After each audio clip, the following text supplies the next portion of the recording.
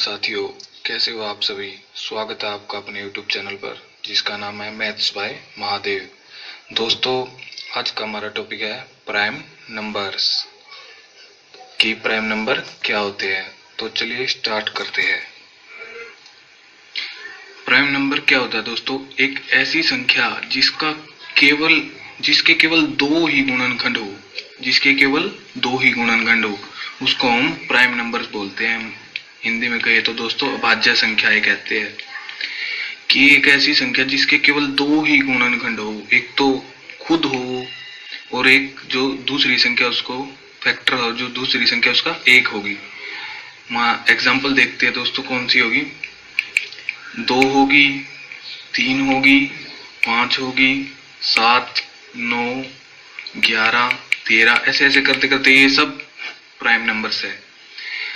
2 कैसे होगी दोस्तों? देखिए 2 है, इसका एक तो ये ऐसी संख्या है जो 1 से भाग हो जाएगी और एक ये 2 से भाग होगी। तो इसके 2 फैक्टर बने दोस्तों, 1 और 2। जो 2 भाग होगा, 1 और 2 दोनों से भाग होगा।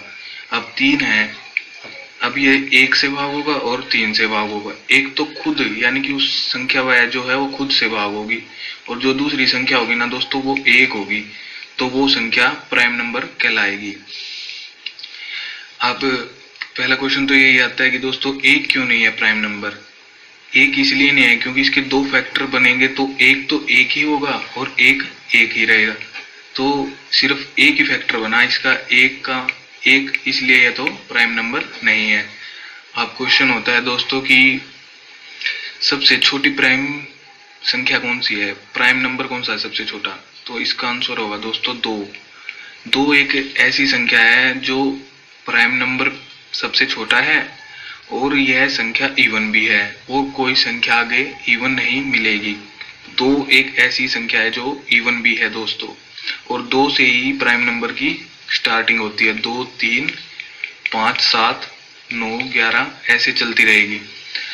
अब दोस्तों अगला क्वेश्चन आता है कि 1 से 100 तक कितनी टोटल अभाज्य संख्याएं है, कितनी टोटल प्राइम नंबर्स है 1 से 100 तक।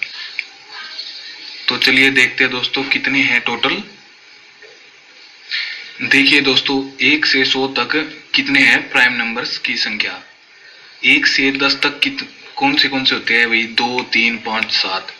1 से 10 कौन से? 2, 3, 5, 7। तो टोटल प्राइम नंबर कितने हुए 1 से 10 के बीच में? 4। अब है भाई 10 से 20, 11, 13, 17, 19। इसमें भी कितने टोटल नंबर हुए हमारे? 4। अब आगे है 20 से 30, 23 होगा, इसमें 29 होगा। इसमें कितने हैं हमारे पास? 2। अब देखिए दोस्तों कि 30 से 40 तक कितने हो गए? 31, और ये एक अगला है 37। दो टोटल प्राइम नंबर हो गए। 40 से 50 तक कौन से हो गए भाई? 41, 43, 47, 3 मिलेंगे। अब 50 से 60 तक कौन सी संख्या प्राइम नंबर है? 53, 59, तो 2 संख्या मिलेगी। 60 से 70, 61, 63, 2 मिलेंगे। और 70 से 80 तक कितने हो गए भाई दोस्तों? 71, 73 और 79, तो 3 हमें प्राइम संख्या मिलेगी। और 80 से 90 तक कितने हो गए भाई? 83 और 89, 2 हमें अभाज्य संख्याएं मिलेगी। 90 और 100 के बीच केवल एक 97 ही ऐसी संख्या है जो दोस्तों सिर्फ एक ही प्राइम नंबर मिलेगा हमें। तो कुल ये टोटल कितनी होगी भाई हमारी? 4, 4, 8, 4, 3, 12 और 3, 15, 16, 17 और 2, 19 और 3, 22, 23, 24 और 1, 25। तो कितनी होगी भी दोस्तों? 1 से 100 तक कितनी मिली? 25। ये पेपर में कई बार आ जाता है दोस्तों कि 1 से 100 तक कुल कितनी अभाज्य संख्याएं है। यहाँ तक कोई दिक्कत नहीं होगी दोस्तों, आपको एक बार दोबारा पीछे से आप इसको वीडियो को देखकर देख सकते हैं। दोस्तों अक्सर ऐसे क्वेश्चन एग्जामिनर डाल देता है कि 1 से 50 तक के बीच कुल कितनी अभाज्य संख्याएं है। तो आपको दोस्तों ये याद करनी पड़ेगी। देखिए 1 से 10 तक तो 4, और फिर 10 से 20 तक 4, और 20 से 30 तक 2, और 30 से 40 2, और 40 से 50 3। तो हमारी कितनी हो गई भी दोस्तों? 4, 8, 12 और 3 15 की 1 से 50 तक कुल कितनी अभाज्य संख्या है 50। 60 तक पूछ लेगा तो इसमें 2 और जोड़ दीजिए 17 हो जाएगी। 70 तक पूछे तो 2 और जोड़ दीजिए 19 हो जाएगी। ऐसे आप कुछ भी पूछे तो बता सकते हो कि मान लीजिए एक क्वेश्चन ये डाल देगी 50 से 100 तक कितनी कुल अभाज्य संख्याएं है, तो क्या करना है दोस्तों, 2, 2 4 और 3 7 और 3 10, तो कितनी है टोटल दोस्तों 10 अभाज्य संख्याएं है। एग्जामिनर दोस्तों ये क्वेश्चन पूछ लेता है कि 1 से 30 तक सभी अभाज्य संख्याओं का योग कितना है। अभाज्य संख्याओं का योग कितना है, तो 1 से 30 तक कौन कौन सी थी भाई दोस्तों, 2, 3, 5, 7, 11, 13, 17, 19 और आगे है 23 और 29। कितनी है टोटल हमारे पास, 1, 2, 3, 4, 5, 6, 7, 8, 9, 10। अगर संख्याएं पूछे तो 10, अगर उनका योग पूछे तो दोस्तों इनको सभी को जोड़ देना है। क्या मिलेगा दोस्तों, 5, 5, 10, 17, 11, 11, ये हो गया भाई दोस्तों 23 और 29, 129। इन सब का जोड़ हो जाएगा 129। जोड़ पूछे तो 129। अगर 20 तक की संख्याएं कितनी है, तो दोस्तों संख्याएं है 10। अगला एग्जाम्पल है दोस्तों कि 50 से 90 तक की संख्याओं का योग कितना है। अब दोस्तों 50 से 90 तक संख्याएं कौन कौन सी थी, 50 और 60 के बीच वाली है 53, 59, आगे आएगी फिर 61, 67, फिर मिलेगी दोस्तों 71, 73 और 79, फिर मिलेगी दोस्तों 83 और 89। तो संख्या कितनी होगी दोस्तों, 1, 2, 3, 4, 5, 6, 7, 8, 9। अगर संख्याएं पूछे तो दोस्तों 9 होगी और जोड़ पूछे तो इन सबको जोड़ देना है भाई। इन सब का जोड़ मिलेगा दोस्तों 53, 59, 61, 67, 71 और ये हो गया दोस्तों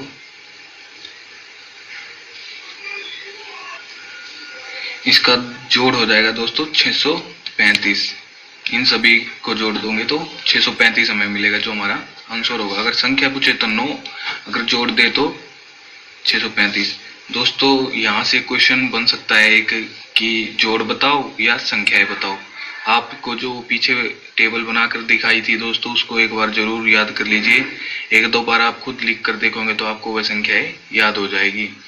अब आगे दोस्तों ये तो हुआ 100 तक की संख्याएं कैसे पता करें। अगर 100 से ऊपर की संख्या मिल जाए तो कैसे पता करना है कि वह अभाज्य संख्या होगी या नहीं होगी। तो चलिए एक एग्जांपल के साथ देखते हैं।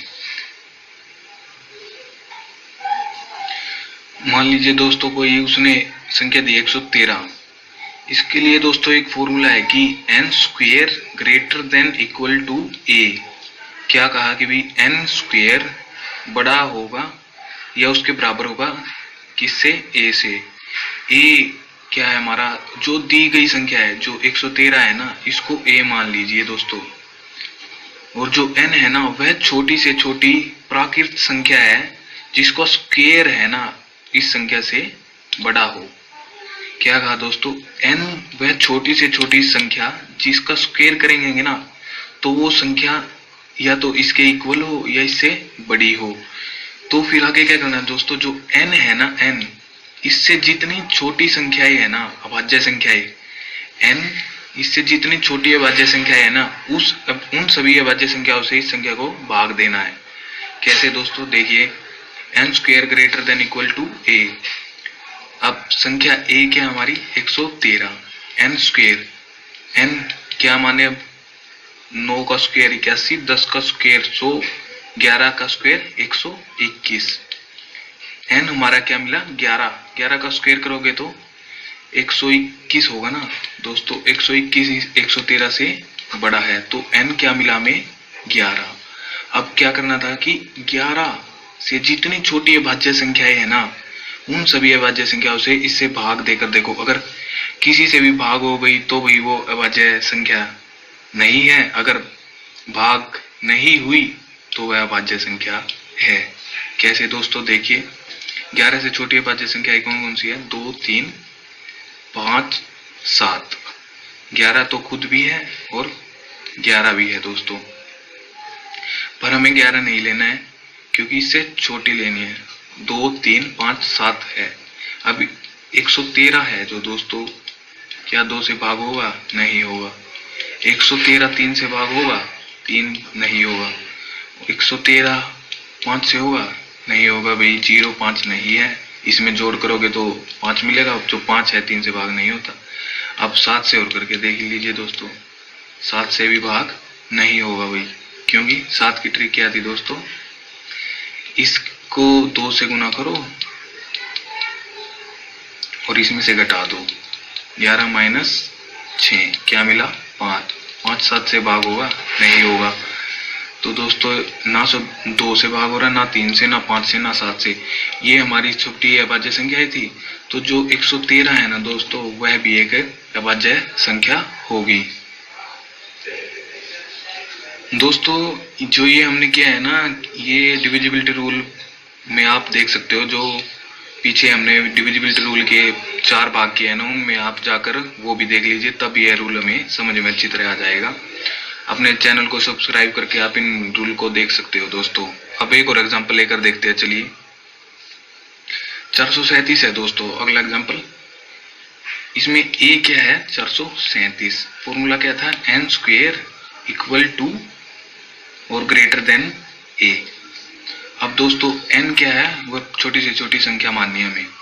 अब मान लीजिए 20 है, 20 का स्क्वेयर करोगे तो आप कितना मिला? 400। 400 क्या 437 से बड़ा है? नहीं। अब 21 मान लो, 21 का स्क्वायर करोगे क्या मिलेगा? 441। 441 437 से बड़ा है। तो दोस्तों n की संख्या क्या मिली हमें? 21। अब दोस्तों 21 से छोटी संख्याएं कौन कौन सी अभाज्य संख्याएं? 21 से सभी छोटी संख्याएं होगी दोस्तों, 2, 3, 5, 7, 11, 13, 17, 19। कितनी संख्या है दोस्तों? 3, 4, 5, 6, 7, 8। 8 संख्या है दोस्तों हमें मिली है 21 से छोटी अभाज्य संख्याएं। 2, 3, 5, 7, 11, 13, 17, 19। अब ये जो अभाज्य संख्या है, इनमें से अगर किसी एक से भी यह भाग होगी तो यह अभाज्य संख्या नहीं है, अगर किसी से भी भाग भी नहीं हो तो यह अभाज्य संख्या है। अब देखते हैं दोस्तों, 437 2 से भाग होगा? नहीं होगा दोस्तों। 437 3 से भाग होगा? 4 और 3 7 और 7 14। 14 3 से भाग नहीं होगा, तो दोस्तों 437 3 से भाग भी नहीं होगा। 437 5 से होगा? नहीं होगा, क्योंकि 0 नहीं है, 5 नहीं है। अब है दोस्तों 437 7 से भाग होगा? चलो देखते हैं क्या था भाई। इसको 2 से गुना करो और इसमें से घटा दो। 43 माइनस 14 क्या मिला दोस्तों? 9 और 2। 29 7 से भाग होगा? नहीं होगा, तो यह 437 7 से भी भाग नहीं होगा। अब है दोस्तों 437 है, क्या 11 से भाग होगा? 7 और 4 11 में से 3 गए, क्या मिला? 8। 8 11 से भाग होगा? नहीं होगा। अब है दोस्तों 437 13 से भाग होगा? चलो देखते हैं। इसको क्या करना है? 4 से गुना करके इसमें से घटाना है। 37 में से 4 चुके 16। 16 गए तो क्या मिला? 1 2। 21 13 से भाग होगा? नहीं होगा, तो यह भी भाग नहीं होगा। 437 से 17 से भाग करके देखो दोस्तों। 17 से होगा? क्या है यूनिट डिजिट? 7 गुना में 5 करना 35। इसमें से घटाओगे तो क्या मिला? 8। 8 17 से भाग होगा? नहीं होगा, तो 437 भी 17 से भाग नहीं होगा। अब दोस्तों है 19। 19 देखते हैं भाई। 437 बटे 19। इसकी क्या ट्रिक थी दोस्तों? जो यूनिट डिजिट है इसको 2 से गुना करो और जो शेष संख्या उसमें जोड़ दो। 43 क्या मिला दोस्तों? 7 5 57। 57 19 से भाग, जो 57 मिला 57 19 से भाग हो जाएगा? हो जाएगा भाई, 3 पे कटेगा। तो जो है 437 है 19 से भाग हो जाएगा भाई। आप करके देख लेना, ये पूरा पूरा कट जाएगा। तो जो हमारी 437 है दोस्तों, यह एक अभाज्य संख्या नहीं है। दोस्तों इनके साथ एक और बात है कि सहअभाज्य संख्याएं कौन सी होती है। सहअभाज्य संख्याएं, को प्राइम नंबर्स, को प्राइम सहअभाज्य संख्याएं। मान लीजिए दोस्तों कोई दो संख्याएं है ए बी, अगर इन दो संख्याओं का HCF एक हो ना, HCF मतलब महत्तम समापवर्तक, highest common factor, a b, इन दो संख्याओं का HCF अगर एक होना तो दोस्तों वो दोनों संख्याएं सहअभाज्य संख्याएं कहलाती है। एग्जाम्पल दोस्तों मान लीजिए 2 3 है, इनका HCF क्या मिलेगा, एक, तो ये दोनों सहअभाज्य संख्याएं है।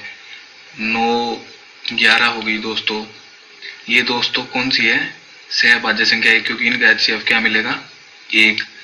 हाईएस्ट कॉमन फैक्टर मतलब बड़े से बड़ा अंक कौन सा है जो इन दोनों को डिवाइड करता है, 9 को 1 करता है और 11 को भी 1 करता है। और एग्जांपल दोस्तों मान लीजिए 21 और कुछ भी ले लीजिए दोस्तों, मान लीजिए 65।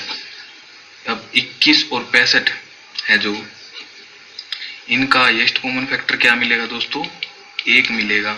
आप देख लेना, तो ये दोनों भी क्या होगी, सहअभाज्य संख्याएं होगी। धन्यवाद दोस्तों, उम्मीद है आपको यह वीडियो अच्छी तरह से समझ आ गई होगी। अगर फिर भी दोस्तों कहीं से कुछ नियम या कोई भी भाग समझ नहीं आया है तो आप कमेंट करके पूछ सकते हैं। और दोस्तों जो ये हमने डिविजिबिलिटी रूल में 4 भाग किए हैं ना, उनमें आप जाकर वो वीडियो देख लीजिए। तब जो ये हमने 437 वाली संख्याओं को 11 और 13 17 से भाग करके देखा है ना, तो ये रूल आपको अच्छी तरह समझ में आ जाएगा। तो धन्यवाद दोस्तों, अगर वीडियो अच्छी लगे तो शेयर भी करो और आप अपने इस YouTube चैनल को सब्सक्राइब करें। धन्यवाद, जय हिंद, वंदे मातरम।